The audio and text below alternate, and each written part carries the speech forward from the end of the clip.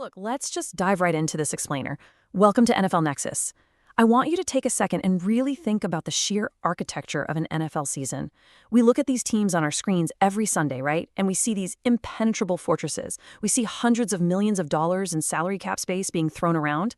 We see superstars who are sculpted like absolute gladiators, backed by endless obsessive preparation from these massive coaching staffs.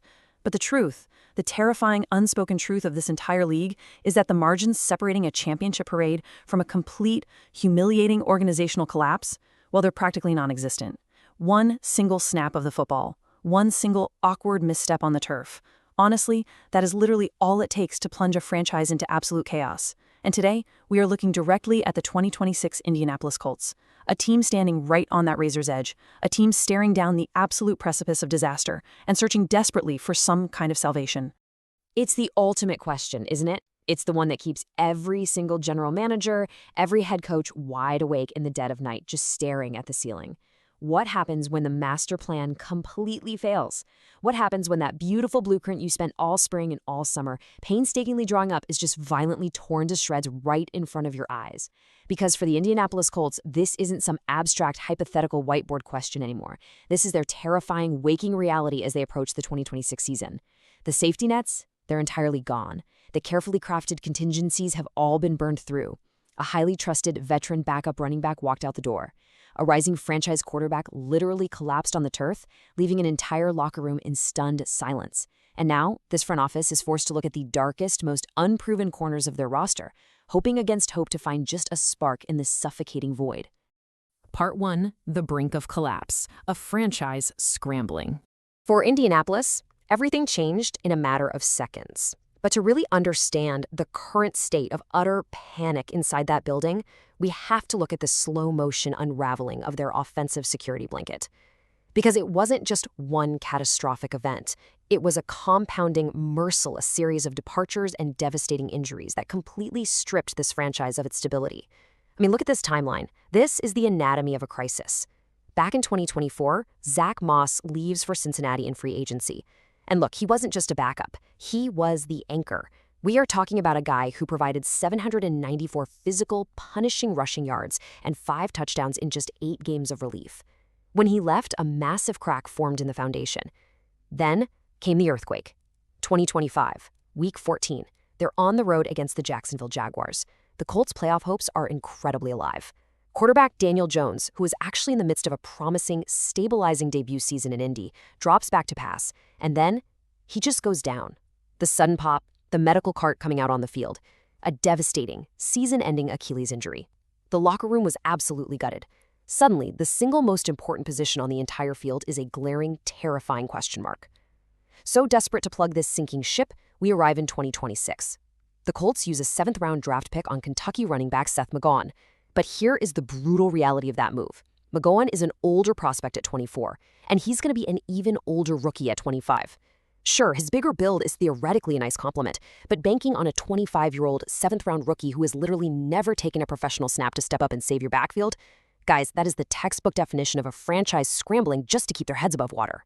Part 2, a rookie's trial by fire, stepping into the void. So, with Daniel Jones's intense Achilles rehabilitation clock just ticking loudly in the background, the pressure has entirely shifted. The very real possibility that Jones won't be medically cleared for Week 1 is this dark shadow hanging over the entire organization. And stepping directly into that massive, suffocating void is Riley Leonard, a player thrust into a trial by fire, carrying the weight of a franchise's immediate hopes on his incredibly young shoulders. When Jones fell in Week 14 against Jacksonville, Leonard had to step in cold. And frankly, that first outing was shaky. He looked exactly like a rookie. 18 of 29 passing, 145 yards, and a really critical interception. But then came Week 18. Against the Houston Texans at NRG Stadium, against the NFL's most prolific, complex defense. This was a game that so many analysts assumed would be an absolute bloodbath for the young quarterback. But the narrative dramatically flipped. In that game, Leonard accounted for a staggering 3 total touchdowns. And the crucial point here isn't just the final score, right? It's how he responded to intense, violent adversity on the field. Defying absolutely every detractor out there, Leonard nearly won that game single-handedly. He went 21 of 34 through the air for 270 passing yards and 2 touchdowns. Then he added 21 rushing yards on 3 attempts, punching in another gritty score with his legs. But it was the visual of his play that really stood out on film. Standing in a rapidly collapsing pocket with elite edge rushers bearing down on him, Leonard was out there delivering strikes. He showed this unteachable poise. Now, yes, he threw an interception. Yes, he lost 2 fumbles. The rawness is undeniably still there. But the raw grit he showed against a vicious, playoff-bound opponent proved he absolutely belonged on an NFL field. It earned him the right to battle the incredibly athletic Anthony Richardson Sr. for the primary backup spot through training camp. But let's be crystal clear about this. The polished Leonard is staring down the barrel of a potential Week 1 start. And if he actually wins that job, his reward is an absolute nightmare. Because if Daniel Jones isn't ready to go, Leonard is going to have to walk out onto that field in Week 1 to face the Baltimore Ravens. Baltimore parted ways with the legendary John Harbaugh, handing the keys over to former Chargers defensive coordinator Jesse Minter. And Minter has inherited a Goliath-like relentless defensive nightmare. Seriously, just imagine stepping up to the line of scrimmage with extremely limited NFL experience. You have exactly 3 seconds to process the field, and staring back at you over the middle is Roquan Smith. For an inexperienced quarterback, Smith is a total trap. He baits young passers with his eyes, faking blitzes before dropping into passing lanes with terrifying closing speed. Then, you have to account for Kyle Hamilton, a 6'4" safety who completely disguises coverages, roaming the secondary before dropping into the box like a heat-seeking missile to blow up run plays. On the edge, you've got the relentless power of Trey Hendrickson, literally threatening to snap your offensive tackle in half, all while Milwaukee Starks is locking down the perimeter. The mental processing speed required to face a suffocating stacked unit like this in your first true opening day start is borderline impossible. It is a massive, potentially season-defining trial by fire for the former Notre Dame quarterback. Part 3. The Backfield Void. Jonathan Taylor's Burden. But here's the thing. The high-stakes quarterback controversy is only half the terrifying story in Indianapolis. As we shift our focus to the other glaring hole on this offense, we find this incredibly dangerous, almost reckless over-reliance on a single human being. Because the front office has essentially failed to find a worthy counterpart for multiple off-seasons, head coach Shane Steichen has been forced into a tactical corner. He is being forced to ride superstar running back Jonathan Taylor until the wheels absolutely fall off. We're talking every single snap, every bruising hit from a 250-pound linebacker, every critical third down where he's asked to step up and pass block a blitzing edge rusher. The physical toll on a running back in the modern NFL is staggering. You have the torque on the knees, the brutal accumulation of hits as the weather turns freezing cold in November and December. Without a reliable safety valve to spell him, the Colts are playing a reckless game of Russian roulette with their $14 million a year most explosive offensive weapon. And honestly, it definitely hasn't been for lack of trying to find help. The Colts have desperately attempted what you might call the aggregate approach. Basically, throwing a revolving door of cheap, available names at the wall just to see what sticks. Trey Sermon, Tyler Goodson, DJ Giddens, even veteran journeyman Amir Abdullah. They brought them all into the building. And while there have been these fleeting, isolated moments of success, they have completely and utterly failed to replicate the crucial production that Zach Moss used to provide. And the reasons are glaring when you turn on the film. Sermon has consistently struggled with lateral vision at the line of scrimmage, totally missing open cutback lanes. Abdullah, while a very respected veteran, simply has had his burst robbed by Father Time. Goodson and Giddens have merely been bodies in a uniform. None of them have stepped up with the necessary violence and vision to take that massive target off Jonathan Taylor's back. Part 4. A Familiar Savior, the Ultimate Gamble. So, with the draft producing only a 25-year-old rookie and this aggregate approach failing miserably, Indianapolis is looking to the past to save their future. They're looking at a familiar savior, a controversial veteran. And guys, the sheer scale of this gamble is just staggering. Back in 2022, Miles Sanders rushed for 1,269 yards. It was a career-best, highly dominant season where he looked virtually untouchable. Fast forward to last season, a microscopic 117 rushing yards.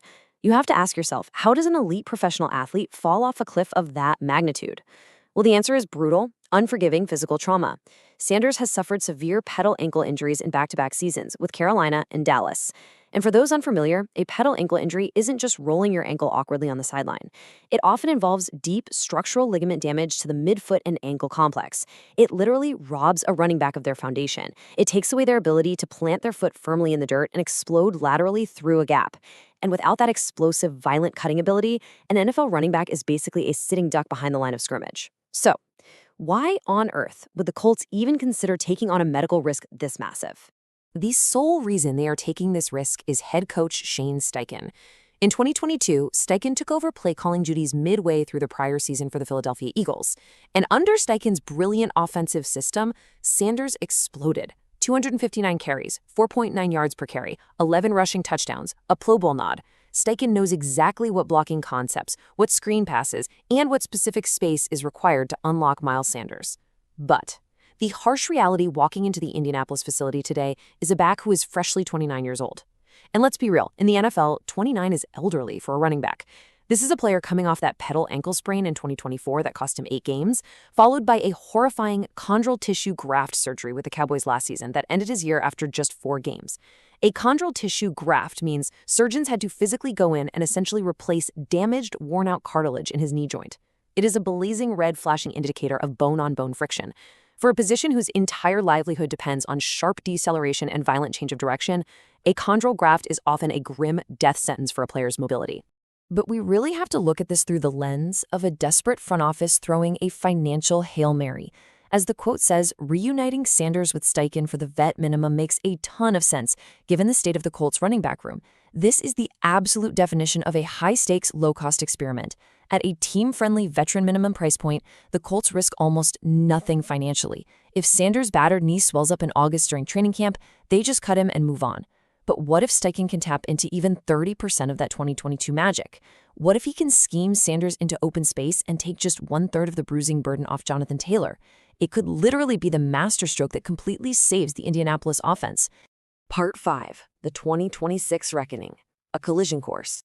All of these dramatic narrative threads we've talked about, the devastating Achilles injury, the unproven but incredibly gritty rookie quarterback, the physically battered veteran running back, the terrifying Week 1 opponent, they are all weaving together rapidly. We are looking at a collision course, a 2026 reckoning that will permanently dictate the trajectory of this franchise for years to come.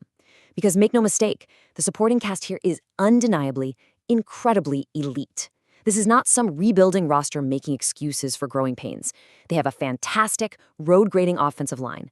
They have Jonathan Taylor right in his prime. They have dynamic pass catchers in Alec Pierce stretching the deep third of the field, Josh Downs just chewing up yardage from the slot, tight end Tyler Warren, and potentially their electric 2026 prospect Deion Burks ready to completely break out with his lightning-fast route running. This is a stacked, highly dangerous offense, idling like $1 million high-performance engine in the driveway.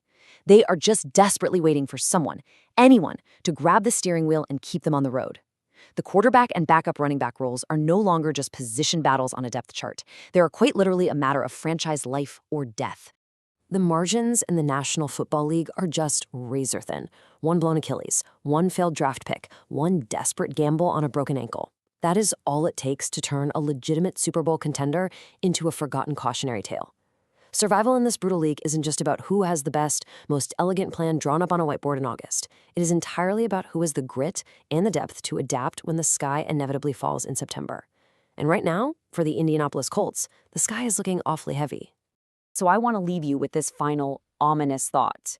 As Week 1 looms against a Goliath Baltimore defense, and the absolute physical limits of Daniel Jones and Miles Sanders are put to the ultimate test, will this massive, desperate gamble finally save the Indianapolis Colts season, or has the fatal damage already been done, ending it before the first whistle even blows? If you want to follow every pulse-pounding cinematic development of this story and beyond, you absolutely need to be here. Your channel will be called NFL Nexus. Subscribe to the channel right now, like this explainer, and comment down below on what you thought about the Colts' terrifying gamble. Will Leonard step up to the plate? Can Miles Sanders actually survive the punishing heat of the summer? Let us know in the comments. And please support the channel by becoming a channel member today. Your vital support lets us keep diving deep into the cinematic, high-stakes reality of the league. Until next time, keep your eyes on the gridiron.